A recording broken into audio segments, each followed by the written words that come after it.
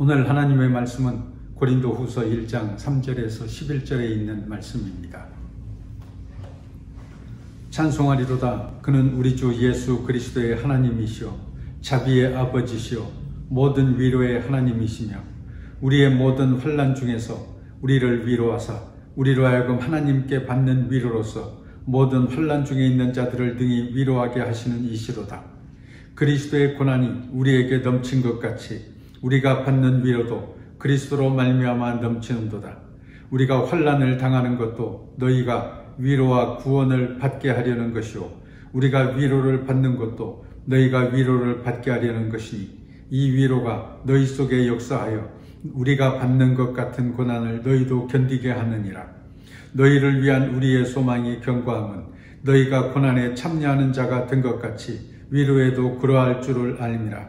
형제들아, 우리가 아시아에서 당한 환난을 너희가 모르기를 원하지 아니하노니 힘에 겹도록 심한 고난을 당하여 살 소망까지 끊어지고 우리는 우리 자신이 사형 선고를 받은 줄 알았으니 이는 우리로 자기를 의지하지 말고 오직 하나님 죽은 자를 살리시는 하나님만 의지하게 하심이라. 그가 이같이 큰 사망에서 우리를 건지셨고 또 건지실 것이며 이후에도 건지시기를 그에게 바라노라. 우리도 너희를 위하여 간구함으로 도우라. 이는 우리가 많은 사람의 기도로 얻은 은사로 말미암아 많은 사람이 우리를 위하여 감사하게 하려 함이라. 아멘. 보통 가정에서 자녀들이 사춘기 때 방황을 많이 합니다. 한 집사님도 사춘기 자녀 때문에 속을 많이 썩었습니다. 밤낮으로 울며 하나님께 기도했습니다. 그래도 자녀가 뜻대로 되지 않았습니다. 자녀 때문에 기도하다가 어느 날 문득 목사님께 기도를 해달라고 요청했습니다. 목사님은 집사님과 함께 안수하며 기도했습니다. 목사님의 기도 내용은 이러했습니다. 자녀로 인해서 근심이 많지만 너무 걱정하지 말고 기도하십시오. 그러면 하나님께서 도우시고 자녀의 앞길을 인도해 주실 것입니다. 그 자녀로 인해 마침내 기쁨을 얻고 자랑스러워할 날이 올 것입니다. 이 집사님은 목사님의 기도를 받고 너무나 큰 위로를 받았습니다. 하나님께서 성령을 통하여 집사님의 마음을 만져주시고 위로와 평안을 얻게 해주셨습니다. 그렇습니다. 우리가 어려운 일 당할 때 누군가가 옆에서 공감해주고 위로해주면 큰 힘이 됩니다. 사람이 곁에서 조금 위로해줘도 마음에 큰 격려를 받는데 우리에게는 하나님의 위로가 있습니다. 하나님의 위로는 우리에게 말할 수 없는 힘과 용기를 줍니다. 슬픔을 딛고 다시 일어설 수 있게 해줍니다. 그 위로는 세상이 줄 수 없는 진정한 평안이요 위로입니다. 오늘 본문 3절과 4절을 보십시오. 찬송하리로다. 그는 우리 주 예수 그리스도의 하나님이시오 자비의 아버지시오 모든 위로의 하나님이시며 우리의 모든 환난 중에서 우리를 위로하사 우리로 하여금 하나님께 받는 위로로서 모든 환난 중에 있는 자들을 위로하게 하시는 이시로다.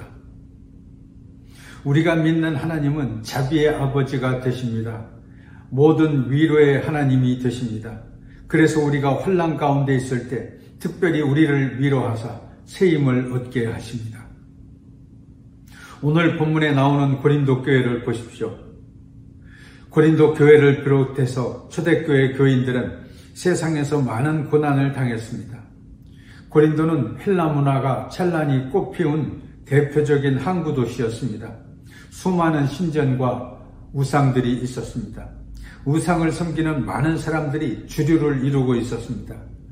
그런 가운데 오직 유일하신 한 분뿐인 하나님을 믿는다는 것은 그 당시 사람들에게는 우습게 느껴졌습니다. 더욱이 하나님의 아들 예수 그리스도는 십자가에 못 박혀 죽으시고 사흘 만에 다시 살아나셨다는 것도 믿을 수 없는 것이었습니다. 하나님의 아들이라면서 어떻게 그렇게 죄를 뒤집어 쓰고 죽을 수가 있느냐. 하나님의 아들이라면 모든 죄악을 물리치고 죽지 말았어야지. 죽은 예수를 믿어봐야 너희도 죽을 것 아니냐 하면서 조롱했습니다. 하나님을 전혀 모르기 때문에 그런 말을 하는 것이죠. 하나님의 깊으신 뜻을 안다면 어떻게 그렇게 함부로 말할 수가 있겠습니까? 바울 사도는 하나님을 믿기 때문에 고난과 박해를 당하는 고린도 교회 교인들을 향해서 하나님께서 위로해 주신다고 말씀하고 있습니다. 오늘 본문을 통해서 보면 첫째로 하나님께서 위로해 주십니다. 하나님의 위로가 있습니다. 세상에서는 고난을 당할지라도 궁극적으로 하나님께서 위로해 주시기 때문에 우리는 끄덕 없습니다. 하나님께서 지켜주십니다. 바울 사도는 넘치는 하나님의 위로를 경험한 사람입니다. 오늘 본문 8절과 9절을 보십시오. 형제들아, 우리가 아시아에서 당한 환난을 너희가 모르기를 원하지 아니하노니 힘에 겹도록 심한 고난을 당하여 살 소망까지 끊어지고 우리는 우리 자신이 사형 선고를 받은 줄 알았으니 이는 우리로 자기를 의지하지 말고 오직 죽은 자를 다시 살리시는 하나님만 의지하게 하려 하심이라. 바울 사도는 복음을 전하다가 너무나 심한 고난을 당해 죽을 뻔했습니다. 살 소망이 거의 끊어졌습니다. 이젠 죽었구나 말할 수밖에 없었습니다. 그러나 바울 사도는 끝까지 하나님을 믿었습니다. 하나님만 찾았습니다. 하나님께만 기도했습니다. 주여, 어떠면 좋습니까? 저는 더 이상 어떻게 할 수가 없습니다. 모든 것을 포기하고 여기에서 끝났으면 좋겠습니다. 그러나 주여, 하나님을 믿습니다. 하나님께서 지켜주시고 인도해 주실 줄 믿습니다. 죽은 자를 다시 살리시는 하나님을 믿습니다. 주여, 뜻대로 하옵소서. 이렇게 기도할 때 하나님께서는 그를 사망 가운데서 건져주셨습니다. 하나님의 큰 위로를 받게 되었습니다. 그러니 고린도교회 교인 여러분, 여러분도 하나님의 위로를 받으시기 바랍니다. 저도 죽을 위기에서 하나님이 건져주셨습니다. 여러분도 구원해 주시리라 믿습니다.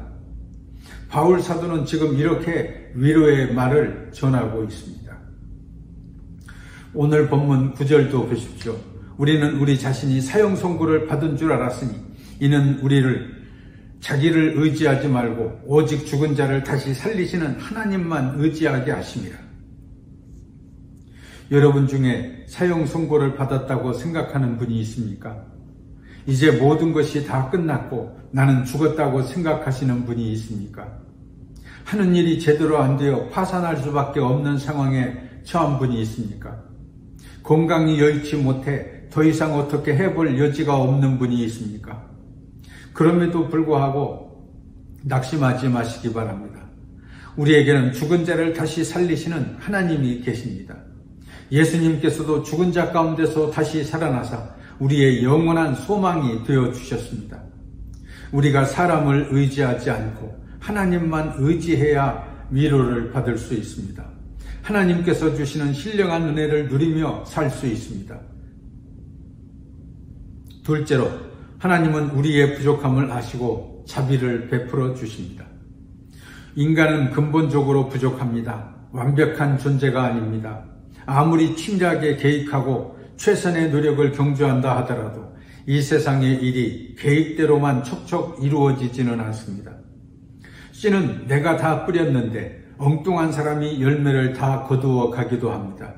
모든 일이 잘 되었는데 한 가지 조건이 맞지 않아서 실패를 하기도 합니다. 사람이 마음으로 많은 것을 계획할지라도 그것을 이루게 하시는 분은 하나님이십니다. 하나님께서 은혜 베풀어 주셔야 우리는 무슨 일이든지 잘할 수 있습니다. 하나님께서 자비를 베풀어 주셔야 우리는 위로와 용기를 얻을 수 있습니다.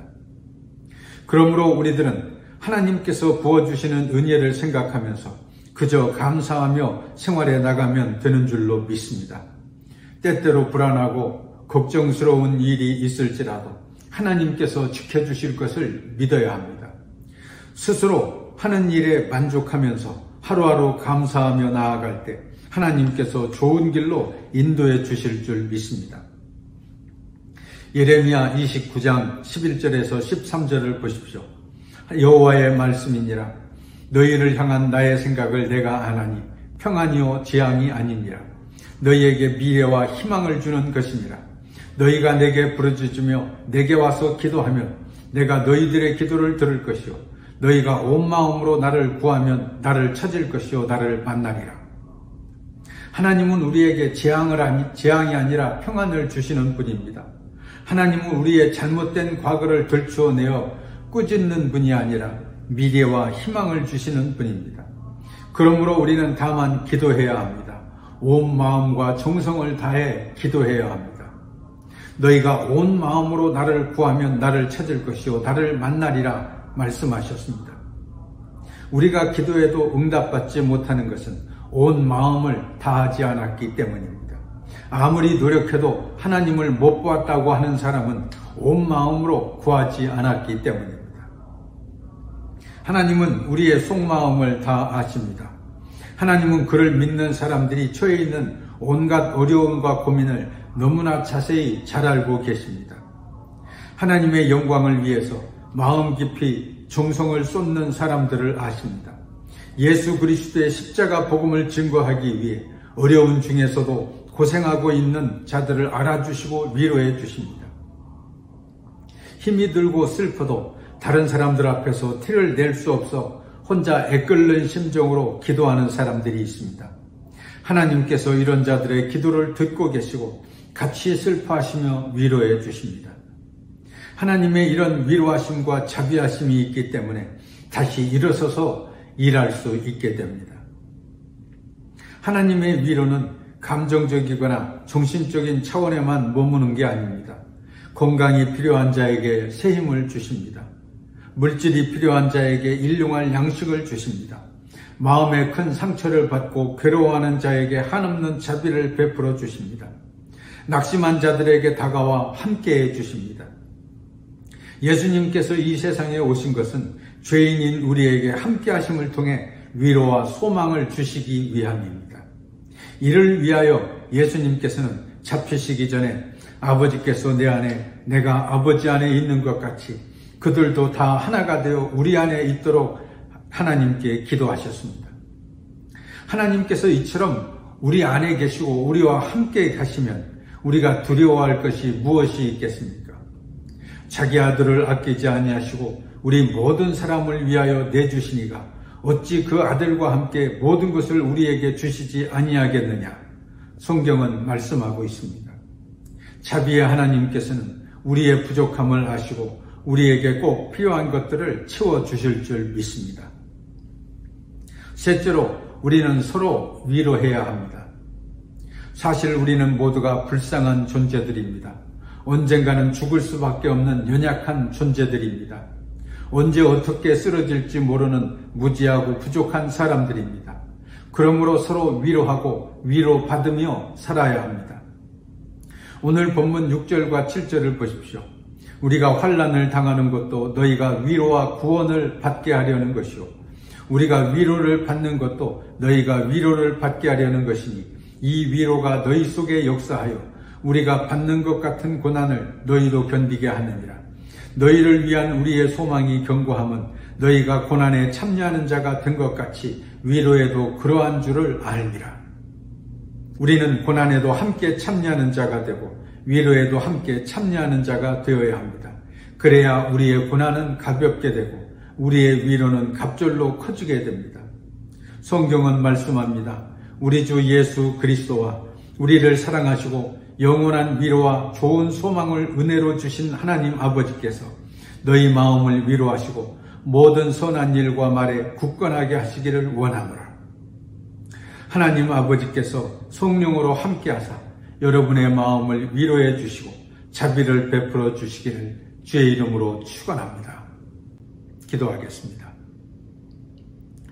영원한 위로와 좋은 소망을 주시는 하나님 아버지 감사합니다.